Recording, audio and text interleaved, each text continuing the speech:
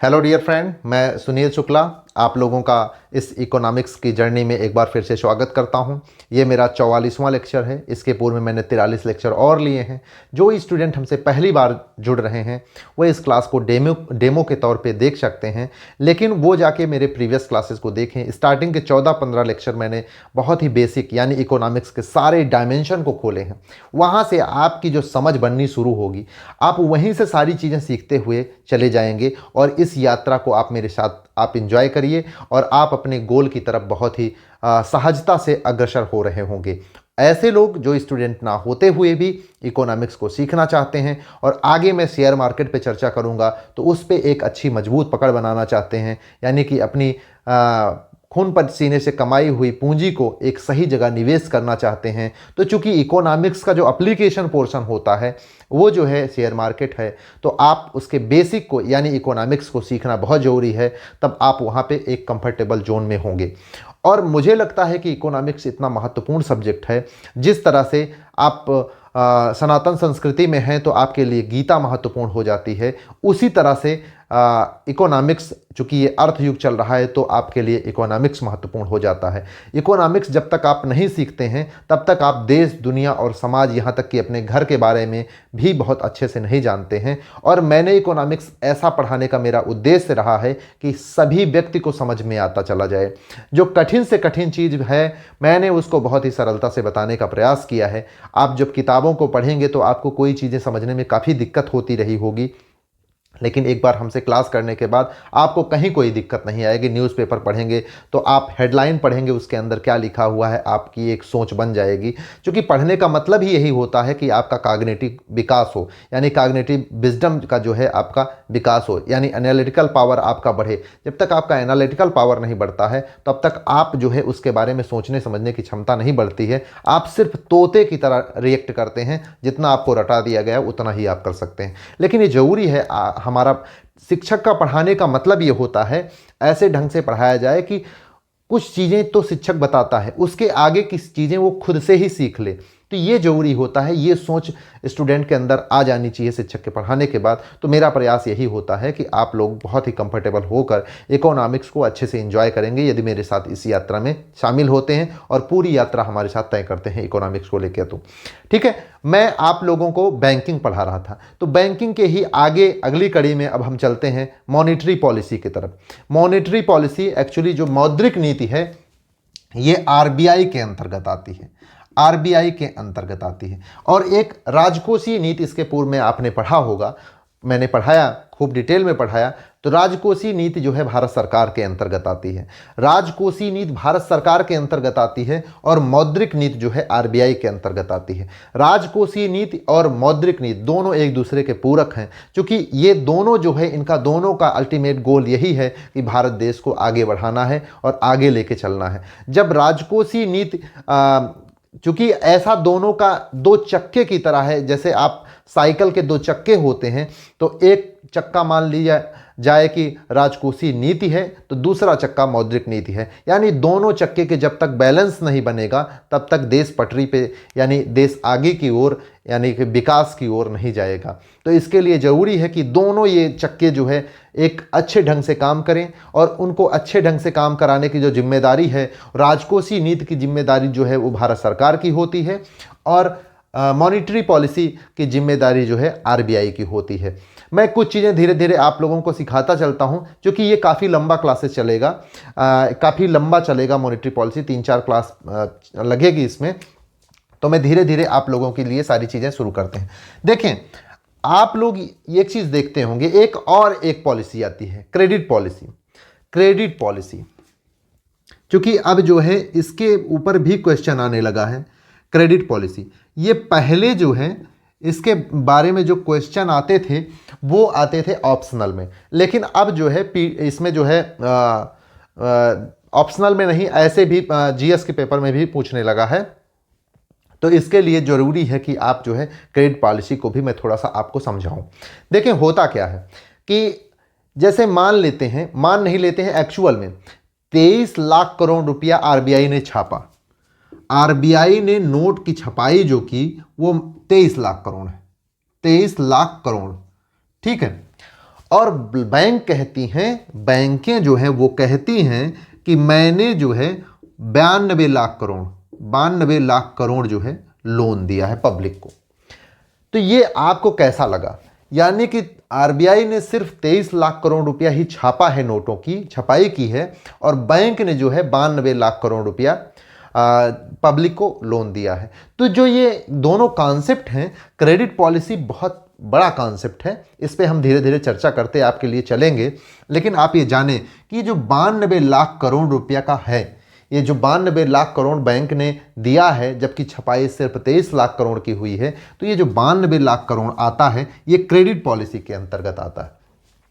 और जो ये आरबीआई का ये 23 लाख करोड़ रुपए की छपाई हुई नोटों की, ये जो है मॉनेटरी पॉलिसी के अंतर्गत आता है।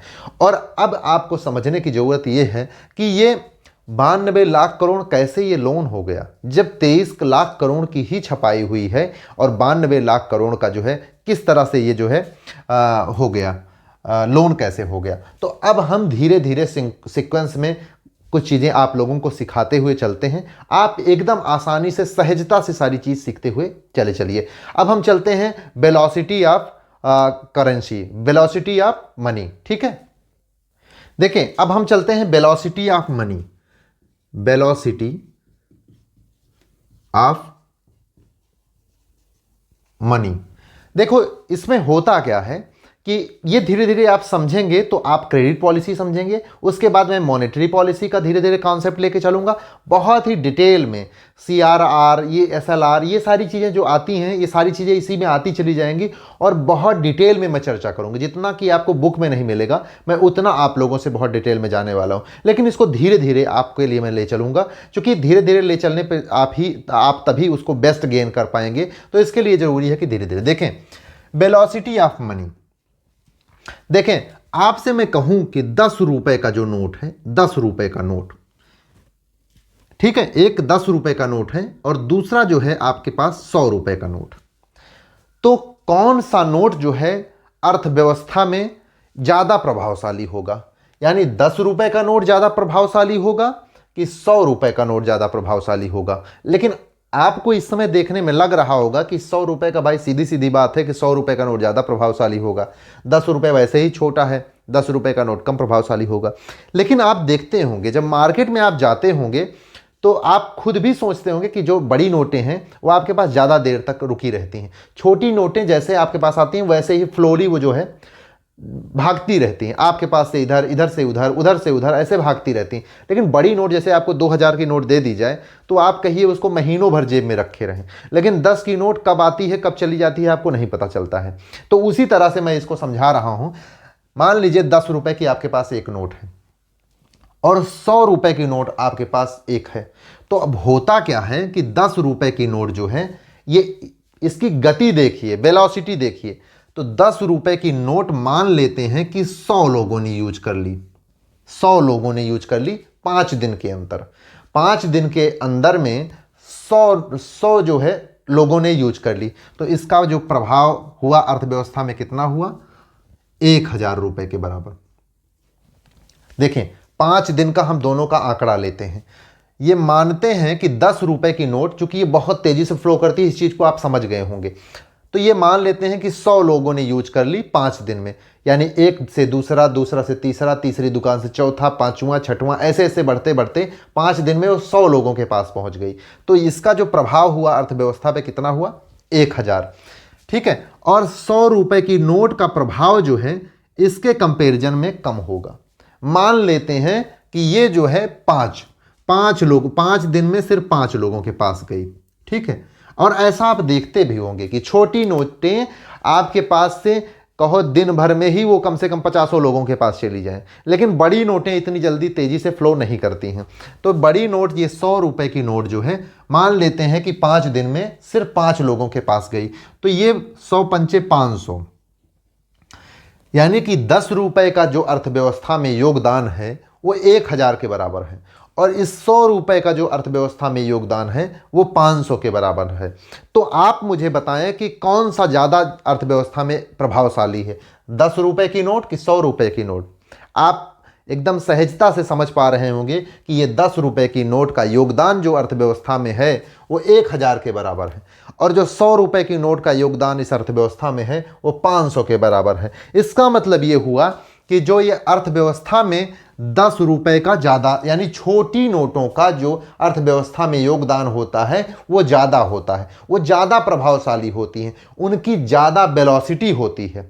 वेलोसिटी ज़्यादा होने के कारण वो ज़्यादा उनकी अर्थव्यवस्था में प्रभाव होता है। जैसे आप वैसे एक सिंपल एग्जांपल में और बताऊं कि जैसे 2000 की एक नोट रख लीजिए, 2000 की, तो आप इसको जेब में लेके रोज जाते हैं, खर्चा कभी नहीं होता है। आप इस चीज़ का एग्जाम्पल भी देते हैं कि भैया जो है पैसा हम तोड़ाएंगे नहीं, तोड़ाने पे क्या होता है बहुत जल्दी खर्चा हो जाता है। लेकिन जब बंधी नोट रहती है तो आपकी खर्चा नहीं होती है। 2000 की आप नोट रख लें तो वो आपके पर्स की शोभा बढ़ाती रहेगी, जल्दी वो खर्च नहीं होती है। लेकिन अभी ये 10 की नोट हो तो बहुत तेज़ी से फ्लो करती है। तो आप देखेंगे कि 10 रुपये से ये अर्थव्यवस्था में ज़्यादा प्रभाव डालती है। कैसे कि जैसे मान लीजिए एक एग्जांपल आप समझिए, एक बार आप समझ लेंगे तो आपको कभी जीवन में भूलेगा नहीं। तो हमारा उद्देश्य यही रहता है कि आप एक बार सीखें लेकिन एकदम से सीख लें। देखें, आप मार्केट में गए, 10 रुपये की सबसे पहले ये पेन ले लिए, ठीक है, 10 रुपया की पेन ले लिए। क्या लिए? पेन लिए। अब ये 10 रुपया किसके पास चला गया? पेन का जो विक्रेता है उसके पास चला गया। अब उसने क्या किया, एक लोग और आए, उनको जो है एक्सचेंज के रूप में 10 रुपया दे दिया, तो 10 रुपया अब इनके पास आ गया, ठीक है, 10 रुपया इनके पास आ गया। फिर ये आगे गए, इन्होंने जो है मूंगफली खा लिया, मूंगफली खा लिए तो फिर अब मूंगफली वाले के पास पहुंच गया, मूंगफली वाले ने एक्सचेंज के रूप में दिया। ऐसे ऐसे ऐसे ऐसे ये बहुत बढ़ता चला जाता है। तो अब आप देखें कि 10 रुपये से कितनी चीज़ें खरीदी गई, तो ये अर्थव्यवस्था पे इसका प्रभाव है। देखें, सबसे पहले उसने 10 रुपये, एक ही 10 रुपया चला था, उस 10 रुपये से सबसे पहले एक पेन खरीद लिया गया, 10 रुपये की मूंगफली खरीद ली गई, 10 रुपये का हो सकता है आगे गोलगप्पे खा लिए गए हों, फिर 10 रुपये का हो सकता है और कुछ। यानी इस 10 रुपये का जो प्रभाव है ये बहुत ज़्यादा हो गया, यानी इसने बहुत चीज़ों के ऊपर अर्थव्यवस्था में प्रभाव डाला। लेकिन 2000 की नोट आपके जेब में वैसे ही पड़ी है। तो यानी एक टाइम ये आता है कि 10 रुपये की नोट जो है 2000 से ज़्यादा डोमिनेट करने लगती है, उससे ज़्यादा प्रभावशाली होने लगती है। तो उसी तरह से आप ये देख रहे होंगे कि ये जो क्रेडिट पॉलिसी है, मैं उसकी तरफ चलता हूं, क्योंकि अभी यहाँ पे मैंने मिटा दिया है तो आपको थोड़ा सा समझने में दिक्कत होगी। जो आपको मैंने दिखाया कि बैंकों ने जो आरबीआई ने जो छापा है, नोट की छपाई की है, वो सिर्फ 23 लाख करोड़, लेकिन बैंकों ने जो लोन दिया है वो 92 लाख करोड़ रुपया हुआ है। वो कैसे हुआ है अब थोड़ा थोड़ा आपको समझ में आ रहा होगा, लेकिन अभी मैं चलता हूँ थोड़ा सा आगे तो आपको कुछ भी बचा नहीं रहेगा, सारी चीज़ें एकदम अच्छे से समझ में आ जाएगी। मैं इसको साफ कर लेता हूँ। तो आप एक चीज़ समझ गए होंगे कि जो वेलोसिटी होता है वो छोटी नोटों का ज़्यादा वेलोसिटी होता है और उसका अर्थव्यवस्था पे ज़्यादा प्रभाव होता है। तो एक क्वेश्चन मुझे बता दीजिए कि सबसे ज़्यादा किस दिन वेलोसिटी होती है इस मनी की, यानी कि मनी की जो वेलोसिटी है सबसे ज़्यादा किस दिन होती है? उसी दिन सबसे ज़्यादा होगी जिस दिन सबसे ज़्यादा खरीद फरोख्त होगी, सबसे ज़्यादा खरीद बिक्री होगी। तो अपने हिंदू धर्म में स्पेशली जो है त्योहारों में ये सारा चीज़ें बहुत ज़्यादा होती हैं, तो त्योहारों में ज़्यादा खरीद बिक्री होती है, तो उस टाइम जो है मनी की वेलोसिटी बहुत ज़्यादा होती है, ठीक है। अब स्पेशली धनतेरस के दिन बहुत ज़्यादा खरीद बिक्री होती है, तो उस दिन मनी की सप्लाई और यानी कि मनी की वेलोसिटी और तेज़ी से रहेगी, तो उसका प्रभाव अर्थव्यवस्था पे और तेज़ी से पड़ेगा, ठीक है। अब हम चलते हैं, आपको ये समझाने का प्रयास करते हैं कि किस तरह से आरबीआई ने सिर्फ छापे हैं 23 लाख करोड़, 23 लाख करोड़ रुपया, ठीक है, 23 लाख करोड़ के बराबर जो है नोट छापी है, और जबकि बैंकों ने जो लोन सैंक्शन किया है, लोन दिया है, वो जो है आपको 92 लाख करोड़ के बराबर, 92 लाख के बराबर। देखें, मान लेते हैं कि आरबीआई ने जो है एक नोट छापी, एक नोट कितने की छापी? 100 रुपए की, एक ही नोट छापी है और 100 रुपए की, ठीक है। तो अब ये जो 100 रुपए की नोट छापी, तो ये मान लेते हैं कि सबसे पहले कोई व्यक्ति हैं, उनको ये 100 रुपया मिल गया, ठीक है, 100 रुपया इनको मिल गया। कोई व्यक्ति हैं, सबसे पहले आरबीआई ने 100 रुपए की एक नोट छापी। अब ये जो 100 रुपए की नोट थी, ये सबसे पहले कोई पर्सन है, इनको ये नोट मिल गई। तो ये क्या करेंगे? तो ये जो है जाके यहाँ बैंक में बैंक में जाके 100 रुपया जमा कर दिए। 100 रुपये क्या किए? जमा कर दिए। ठीक है। और बैंक का, चूंकि आपको मैंने बहुत डिटेल में बताया कि बैंक चूंकि एक बिजनेस है, और बिजनेस वो कैसे करती है कि उसके पास जो पैसा आता है उसको वो लोन पे देती है। तो वो चूंकि उसको जब जमा करते हो, आप डिपॉजिट करते हो, तो आपको इंटरेस्ट मिलता है। जब बैंक को आप यानी कि बैंक आपको इंटरेस्ट देगी तो उसको कहीं इंटरेस्ट मिलना भी चाहिए, तभी तो प्रॉफिट में आएगी। तो वो प्रॉफिट कमाने के लिए, यानी एक बिजनेस है बैंकिंग एक्चुअली, तो वो जो है लोन देती है। 100 रुपया उसके पास जमा हो गया, तो उसने क्या किया कि बी कोई व्यक्ति हैं, इनको 100 रुपये के बराबर जो है लोन दे दिया। ठीक है, 100 रुपये के बराबर लोन दे दिया। 100 रुपये के बराबर जब लोन इनको मिल गया, तो यानी कि बैंक ने 100 रुपया इनसे जमा किया और इन्होंने 100 रुपया इनको लोन दे दिया। अब जब इनको लोन मिलता है तो ये मान लेते हैं कि इन्होंने, चूंकि लोन किस लिए लेता है आदमी? लोन अपनी ज़रूरत यानी निवेश करने के लिए या किसी काम के लिए लोन लेता है। तो ये जो काम किए, तो इन्होंने जो है मान लेते हैं कि कोई सी है, सी से घर खरीदना था इनको। ठीक है, सी से घर खरीदना था, तो इन्होंने सी को जो है 100 रुपया घर खरीदा और उसके बदले में 100 रुपया इनको दे दिया। तो 100 रुपया इनके पास आ गया। तो 100 रुपया जब इनके पास आ गया तो ये क्या करेंगे? ये फिर से गए बैंक के पास। बैंक के पास इन्होंने फिर से 100 रुपया जमा कर दिया। 100 रुपया जब बैंक ने इनके पास, इन्होंने 100 रुपया बैंक के पास जमा किया, तो चूंकि बैंक के पास फिर से लौट के 100 रुपया आ गया। तो बैंक ने चूंकि फिर से इसको लोन देना है, तो इसने फिर से लोन दिया किसको? डी को। डी को फिर से इसने लोन दे दिया, तो डी के पास फिर आ गया। और मान लेते हैं कि इन्होंने फिर से कहीं कुछ खरीद फरोख्त की, कुछ भी किया, तो ये खरीदेंगे या कुछ भी करेंगे तो कहीं पैसा जाएगा। तो वो पैसा जाएगा तो फिर से देखें डी के पास आया, तो डी फिर से जो है बैंक में लाके जमा कर दिए 100 रुपया। तो आप देख रहे हैं ये चेन ऐसे चलती रहती है। तो अब इसको हम जो है एक यहाँ पे लिखते हैं। देखें, ये मान लीजिए बैंक खाता है, दिख रहा है? बैंक खाता है, बैंक खाता, बैंक अकाउंट। यहां पे दो पार्टीशन कर लेते हैं। एक तरफ जमा हुआ और एक तरफ जो है लोन दिया गया, क्योंकि बैंक में डिपॉजिट होता है और फिर उसको जो है लोन के रूप में दिया जाता है। ठीक है, तो जब जमा हुआ, मान लेते हैं ए को जो पैसा मिला था, तो ए ने जाके 100 रुपया जमा किया था। तो क्या किए? ए जाके 100 रुपया जमा किए।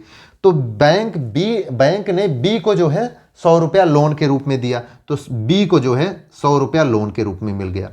फिर बी ने खर्चा किया घर खरीदने में, तो जब खर्चा किया तो वो सी के पास आ गया, तो सी ने फिर जाके बैंक में 100 रुपया जमा किया। ठीक है, तो सी बैंक ने फिर सी ने जो जमा कर दिया था 100 रुपया, घूम के फिर से बैंक में आ गया। तो बैंक चूंकि उसको फिर से लोन पे उठाएगी, तो वो जो है डी के पास चली गई। डी को फिर से 100 रुपये का लोन दे दिया। फिर ऐसे ऐसे हम मान लेते हैं 4-6 और एग्जाम्पल आप समझ लीजिए कि ऐसे ऐसे और हो गया। तो इस तरह से हम मान लेते हैं कि 5 लोग इधर हो गए और 5 लोग इधर हो गए, तो टोटल 1000 रुपया इधर जमा हो गया और टोटल 1000 रुपया लोन हो गया। ठीक है, ये हो सकता है कि नहीं? आपने देख लिया मैंने कैसे बताया, ये ऐसे हो सकता है। तो आप देखें कि आरबीआई ने छापा था सिर्फ 100 रुपया। 100 रुपया आरबीआई के पास से चला, लेकिन उसका जो बैंक के क्रेडिट पॉलिसी के अकॉर्डिंग बैंक ने क्रेडिट क्रिएट जो किया, तो क्रेडिट क्रिएशन के कारण जो है आप देख रहे हैं कि 1000 का जमा हो गया और 1000 का लोन हो गया। चला था सिर्फ 100 रुपया आरबीआई की तरफ से, यानी आरबीआई ने सिर्फ 100 रुपये का ही नोट एक छापा था, लेकिन अब 1000 का बैंक ने लोन भी दे दिया और 1000 का जो है इसके पास जमा भी हो गया, यानी 1000 की बैंक के पास लायबिलिटी हो गई और 1000 बैंक के पास जो है एसेट के रूप में हो गया। तो आप इस तरह से देख रहे होंगे कि पैसों का जो है किस तरह से क्रेडिट क्रिएशन के कारण, यानी बैंकों के क्रेडिट क्रिएशन के कारण किस तरह से उसके जो है आर्थिक प्रभाव किस तरह से पड़ता है। आर्थिक प्रभाव मेनली उसकी वेलोसिटी के अकॉर्डिंग पड़ता है। जब उसका जितना तेज वेलोसिटी होगा, यानी क्रेडिट क्रिएशन जितना होगा बैंकों के द्वारा, उतना ही तेजी से जो है उसका अर्थव्यवस्था पे प्रभाव पड़ेगा। हो सकता है कि कभी बहुत सारा रुपया जो है उतना प्रभाव ना डाले मार्केट पे, और हो सकता है कि बहुत थोड़ा रुपया मार्केट में बहुत ज़्यादा प्रभाव डाल दे। जैसे आपने देखा होगा कि भारतीय अर्थव्यवस्था में दूसरी जो पांचवा जो मनमोहन सिंह की जो सरकार थी उसमें दूसरी बार जब वो बने थे प्राइम मिनिस्टर, तो उस टाइम की जो अर्थव्यवस्था चल रही थी तो उसमें यही था कि क्रेडिट क्रिएशन इतना तेज़ी से था कि वो जो है मनी सप्लाई बहुत ज़्यादा हो गया। मनी सप्लाई होने के कारण वहाँ पे जो है बहुत ज़्यादा महंगाई हो गई। महंगाई होने से सरकार पे भी बहुत ज़्यादा प्रभाव पड़ा, सरकार बहुत ज़्यादा दबाव में आ गई।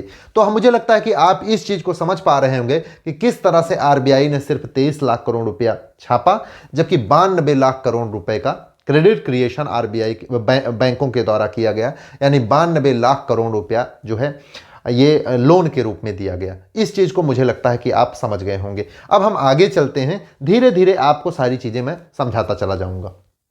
अब हम चलते हैं कि मौद्रिक नीति का मुख्य उद्देश्य क्या है। मौद्रिक नीति यानी मॉनेटरी पॉलिसी का जो है मुख्य उद्देश्य क्या है। मौद्रिक नीति का मुख्य उद्देश्य, वैसे तो इसके बहुत सारे उद्देश्य हैं और छोटे छोटे डिसीजन से बहुत सारी चीज़ें चेंज होती हैं, लेकिन इसका जो मुख्य उद्देश्य है ये मनी सप्लाई को, यानी मार्केट में, बाजार में मनी सप्लाई को नियंत्रित करता है। मनी सप्लाई को नियंत्रित करता है, उसको आप समझें कैसे। देखें, बहुत तरीके हैं इसके पास मनी सप्लाई को नियंत्रित करने के, लेकिन ये इसका जो मुख्य कार्य है वो आगे मैं समझाता हूँ आपको कि कैसे कैसे ये मनी सप्लाई को नियंत्रित करता है। इसके बहुत सारे मशीन हैं जिसके माध्यम से ये मनी सप्लाई को नियंत्रित करता है, लेकिन मौद्रिक नीति का जो मुख्य उद्देश्य है वो मनी सप्लाई को नियंत्रित करना। कहते हैं कि मनी जो है बहुत कुछ बना सकती है तो बहुत कुछ बिगाड़ सकती है। मनी जो है देश को बहुत आगे ले जा सकती है, तो मनी जो है आपको जिम्बाब्वे, वेनेजुएला जैसी स्थिति भी पैदा कर सकती है। यानी आपके मिसमैनेजमेंट से, यानी कि एक मौद्रिक नीति गड़बड़ हो जाने से या एक राजकोषीय नीति के गड़बड़ हो जाने से आपका देश धराशाही हो सकता है। जैसे जिम्बाब्वे की स्थिति है, वेनेजुएला जैसे बहुत सारे ऐसे देशों की, पाकिस्तान भी उसी ट्रैप में फंसता जा रहा है, श्रीलंका का बुरा हाल हुआ, बहुत सारे देश ऐसे जो है प्रभावित हुए हैं, बहुत ज़्यादा वो उनकी गड़बड़ स्थिति हुई है। तो उसमें कहीं ना कहीं मॉनेटरी पॉलिसी और जो है राजकोषीय नीति का एक अच्छा सामंजस्य न बनने के कारण भी हुआ है। देखें, मौद्रिक नीति का जो मुख्य उद्देश्य है वो यही है कि वो मनी सप्लाई को मार्केट में रखे, बना के रखे, बैलेंस करके रखे। जैसे मनी जब ज़्यादा हो जाएगी मार्केट में, जब ज़्यादा मार्केट में मनी हो जाएगी तो क्या होगा कि सबके पास पैसा होगा। सबके पास पैसा होगा तो वो ज़्यादा डिमांड करेंगे। डिमांड तो करेंगे उनके पास, चूंकि सप्लाई नहीं होगा तो चूंकि वस्तुओं की कीमत क्या हो जाएगी, बढ़ जाएगी। वस्तुओं की कीमत बढ़ जाएगी तो महंगाई आ जाएगी। तो यानी ज़्यादा मार्केट में जब पैसा डाल दिया जाएगा तो महंगाई ज़्यादा बढ़ जाएगी। तो ये दुष्परिणाम होगा। महंगाई ज़्यादा बढ़ने से क्या होगा, महंगाई ज़्यादा बढ़ेगी तो आपकी वस्तुओं की कीमत बढ़ जाएगी।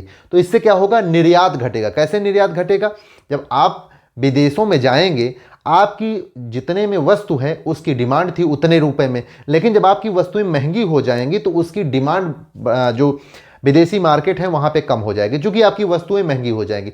निर्यात कम हो जाएगा। निर्यात कम होगा तो आपका विदेशी मुद्रा भंडार, चूंकि जब निर्यात करते हैं तो वहाँ से आपको डॉलर मिलता है, तो यानी विदेशी मुद्रा भंडार आपका बढ़ता है। विदेशी मुद्रा भंडार पे प्रभाव पड़ेगा। विदेशी मुद्रा भंडार पे प्रभाव पड़ेगा तो आपका आयात घट जाएगा, क्योंकि जब आपके पास मुद्रा ही नहीं होगी तो आयात कैसे करेंगे। तो इस तरह से देश बहुत बुरी स्थिति में पहुंच जाएगा यदि मनी सप्लाई ज़्यादा कर दी जाए। आप समझ पा रहे हो किस तरह से इसका प्रभाव पड़ता है। जब मनी सप्लाई कम कर दी जाए तो क्या होगा, मनी सप्लाई कम कर दी जाएगी तो फिर क्या होगा, लोगों के पास पैसा कम रहेगा। लोगों के पास पैसा नहीं होगा। आप देख रहे होंगे कोरोना में क्या हुआ।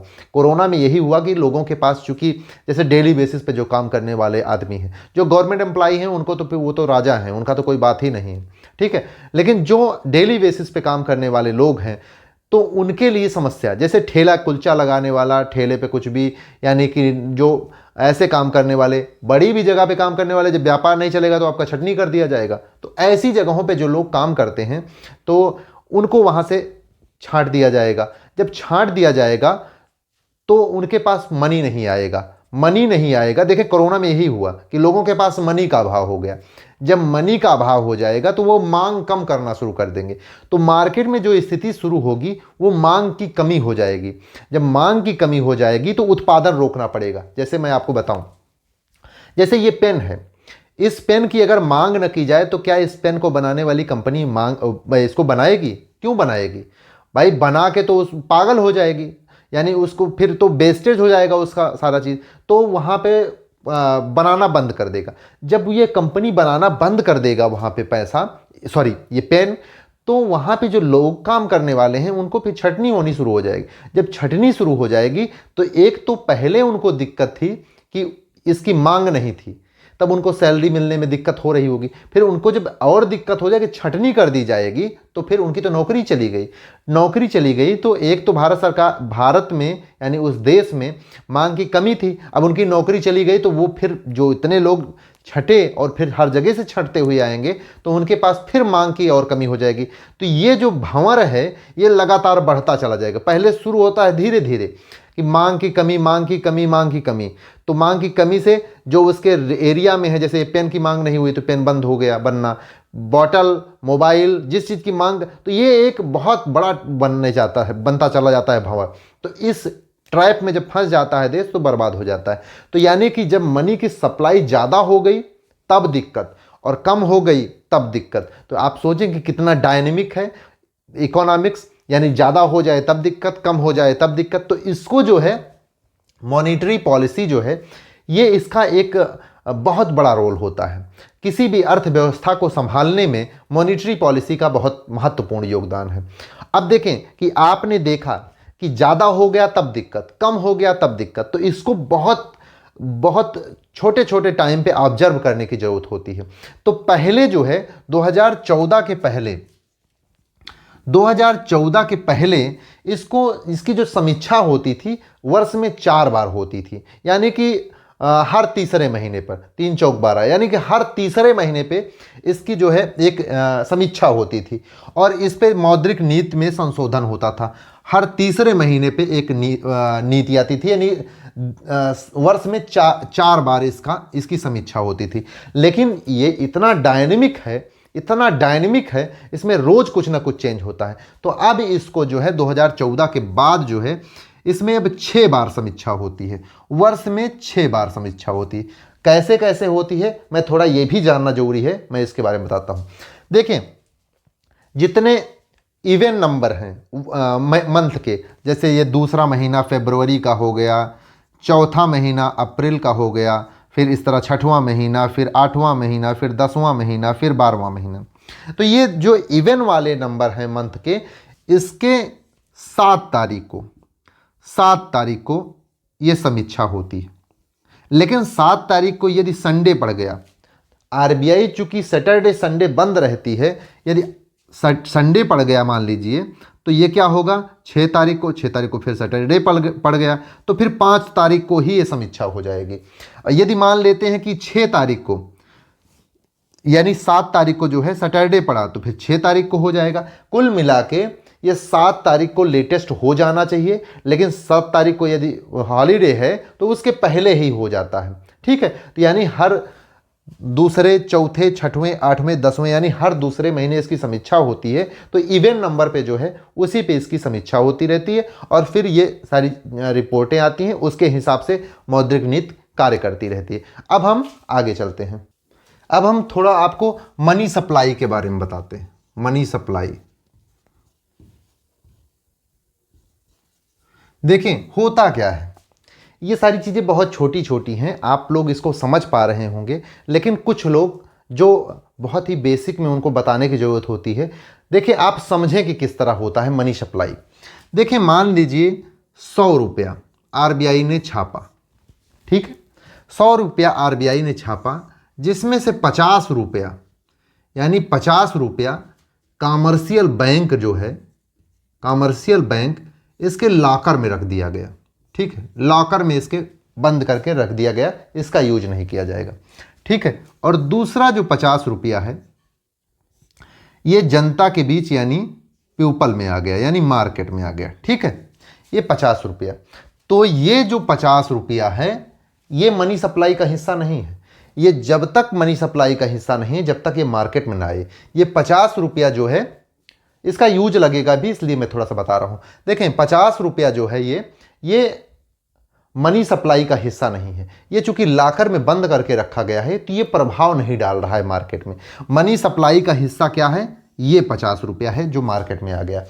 अब अगली बार जो है बैंक जो है कहती है कि मैं 10 रुपया और जो है मार्केट में डालने जा रहे हैं।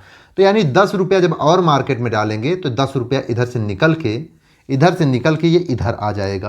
तो यानी कि ये कितना हो गया? अब ये 40 हो गया। 40 रुपया इस लाकर में बंद है। तो ये जो 40 रुपया है ये मनी सप्लाई का हिस्सा नहीं है। लेकिन 10 रुपया ये इधर से कट के इधर आ गया, तो अभी 60 रुपया 60 रुपया जो है अब 50 रुपया नहीं, अब 60 रुपया जो है मनी सप्लाई का हिस्सा बन गया। फिर एक डिसीजन आता है कि इधर से 15 रुपया हम जाके फिर से लाकर में जमा करते हैं। तो 15 रुपया इधर से निकल गया तो ये 45 रुपया, और इधर जो है 40 था, प्लस कर देंगे 15 तो ये 55। ये 55 रुपया अब इस लाकर में आके जमा हो गया। तो ये 55 रुपया मनी सप्लाई का हिस्सा नहीं है। अब ये सिर्फ 45 रुपया जो है मनी सप्लाई का हिस्सा है। मुझे लगता है कि ये चीज़ आप समझ गए होंगे। मनी सप्लाई का हिस्सा वो होता है जो आपके मार्केट में आ जाता है, जिसका आर्थिक गतिविधियों पर प्रभाव हो। ये लाकर में बंद है तो ये इसका कोई प्रभाव नहीं है आर्थिक क्रिया पर। तो इसलिए इसको जो है हम मनी सप्लाई का हिस्सा नहीं मानते हैं। मनी सप्लाई का हिस्सा हम वही मानेंगे जो हमारी मार्केट में आके हमारी अर्थव्यवस्था को प्रभावित करता है। ठीक है। मॉनेटरी पॉलिसी के जो है दो मुख्य मशीनें हैं जो ये तय करती हैं कि चूंकि मॉनेटरी पॉलिसी का मुख्य उद्देश्य जो है मनी सप्लाई को बैलेंस करना है, ना ही ज़्यादा होने पाए ना ही कम होने पाए। तो मॉनेटरी पॉलिसी के जो दो मुख्य मशीनें हैं, एक है उसमें क्वांटिटेटिव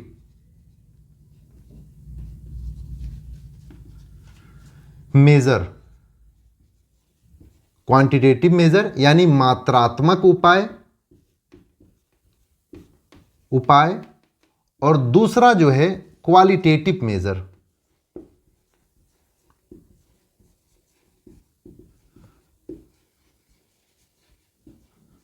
क्वालिटेटिव मेजर यानी गुणात्मक उपाय।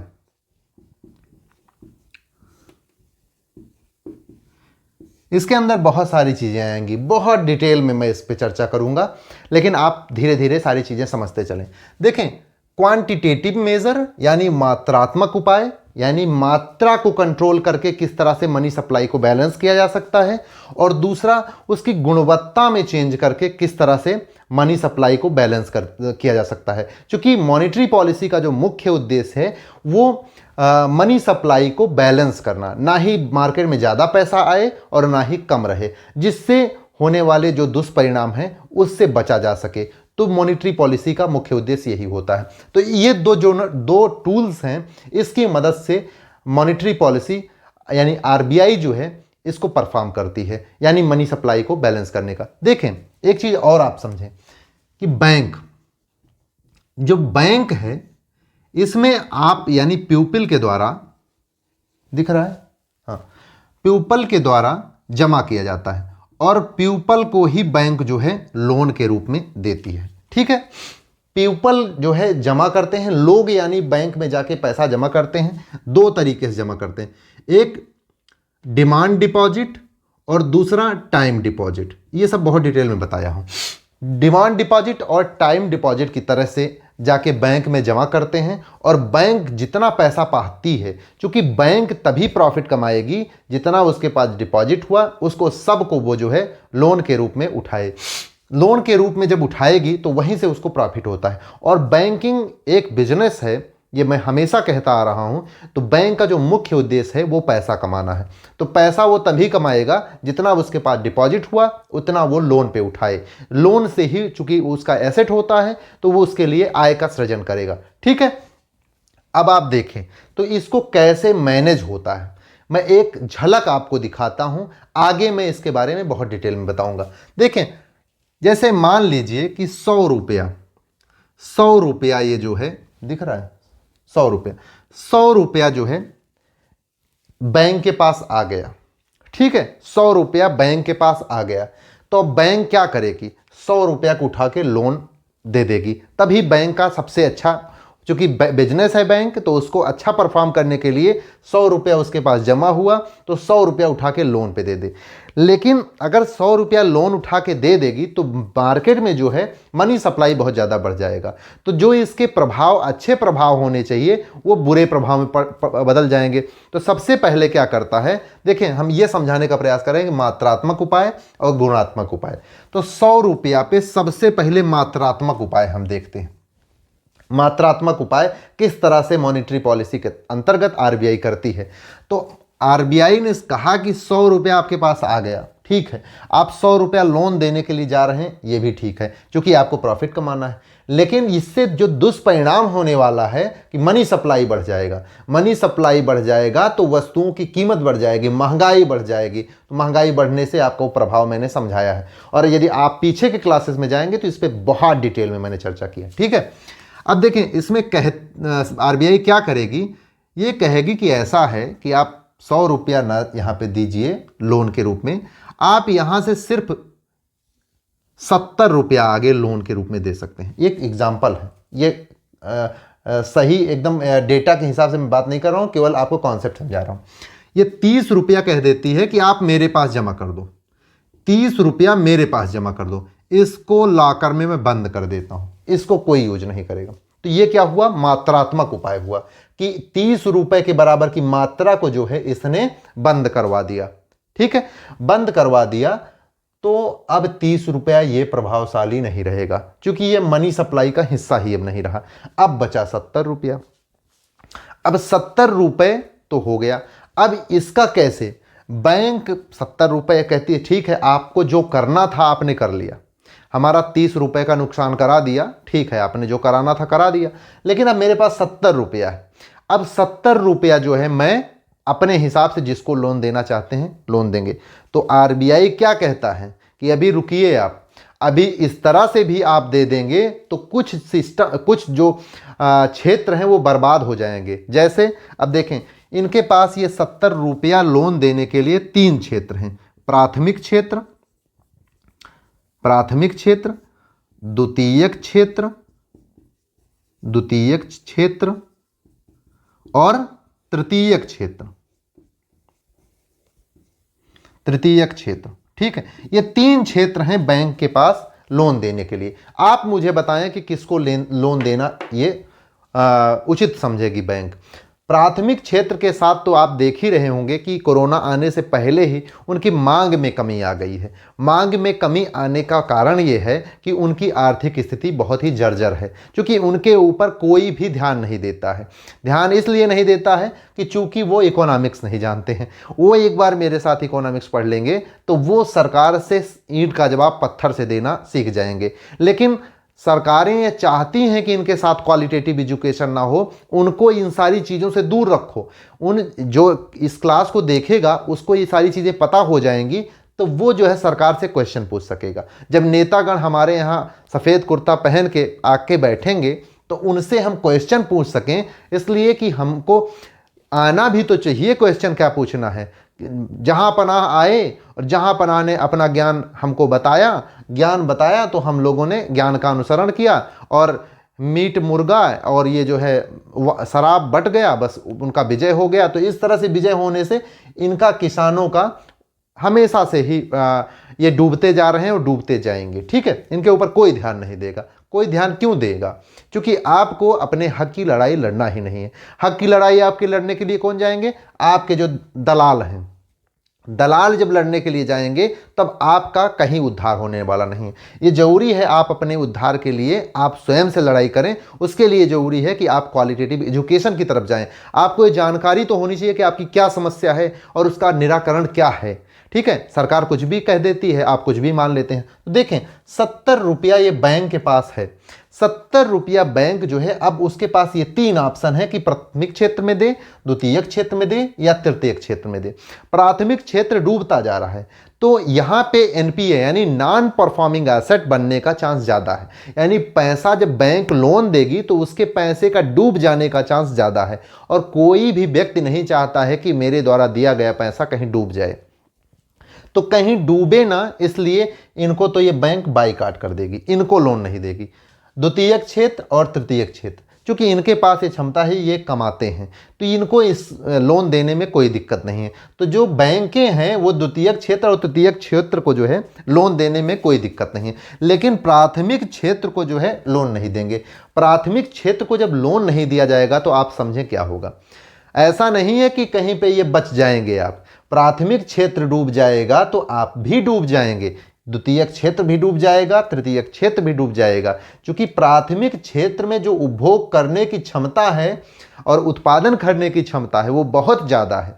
यानी आप द्वितीयक क्षेत्र तृतीयक क्षेत्र जब उत्पादन करेंगे तो जाएगा कहाँ, वो जाता इनके पास है। ये चूंकि बड़ी संख्या में है, ज़्यादा बड़ी संख्या में भारत के अंदर उपभोग करते हैं, लेकिन जब इनके पास पैसा ही नहीं होगा तो ये कैसे उपभोग करेंगे। जब इनके द्वारा उपभोग व्यय कम कर दिया जाएगा तो इनकी समस्या शुरू हो जाएगी, इनकी समस्या शुरू हो जाएगी। इन दोनों की समस्या ना शुरू हो, इसलिए ज़रूरी है कि इनको साथ में लेके चलना बहुत ज़रूरी है।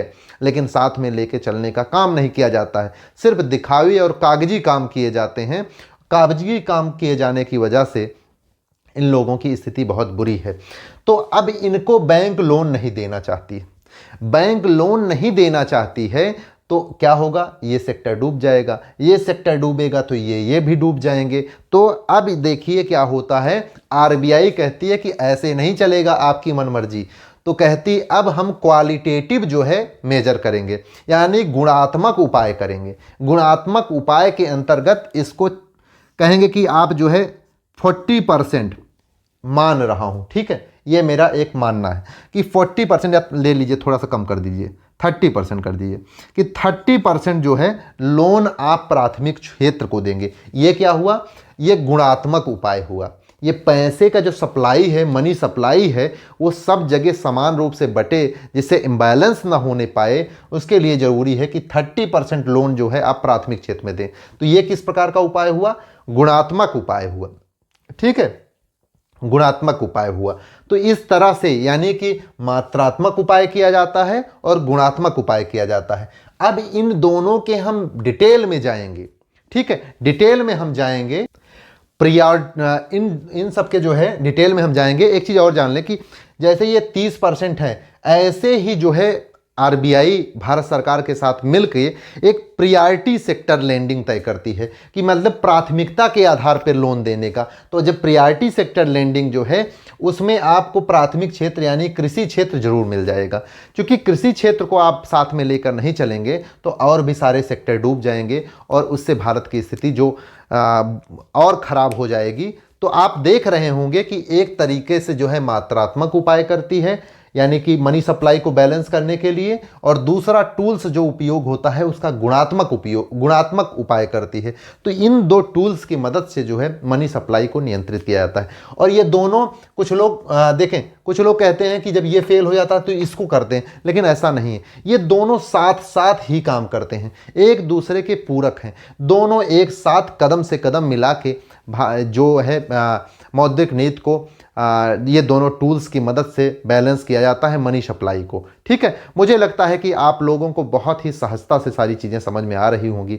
यदि सारी चीज़ें समझ में आ रही हैं तो आप जो है मुझे लाइक करें, जिससे ज़्यादातर लोगों के पास पहुँचे, क्योंकि यूट्यूब भेजता है। फिर जो है आप शेयर करें ऐसे लोगों के पास जो ज़रूरतमंद है। मुझे लगता है कि सभी लोगों को ये सीखना चाहिए इकोनॉमिक्स, क्योंकि आप अपने हक की बात नहीं जान पाएंगे बिना इकोनॉमिक्स के, ठीक है। और आप मेरे चैनल को सब्सक्राइब करें और बेल आइकन को प्रेस कर दें, जिससे आपके पास नोटिफिकेशन पहुंचता रहे, आप क्लासेस करते रहें। आगे की जर्नी हमारे साथ आप तय करिए, आप बहुत ही कंफर्टेबल होते हुए चले जाएंगे इकोनॉमिक्स में। इकोनॉमिक्स एकदम से जिस तरह से गीता आपके दाहिने भुजा को मजबूत करती है, उसी तरह से ये बाएं भुजा को मजबूत करना है आपको, यानी अर्थ युग में आपको बाएं भुजा को मजबूत करना है। तो आपको ज़रूरी है कि आप इकोनॉमिक्स की शिक्षा बहुत ही क्वालिटेटिव लें, और क्वालिटेटिव पे मेरा कोई कंप्रोमाइज़ नहीं है। मैं बहुत ही गुणात्मक क्लास ले रहा हूं, आपको बहुत ही कंफर्टेबल कर दूंगा और बहुत सहज हो जाएंगे। आपका जो है कॉग्निटिव विजडम बढ़ जाएगा, आप बहुत ही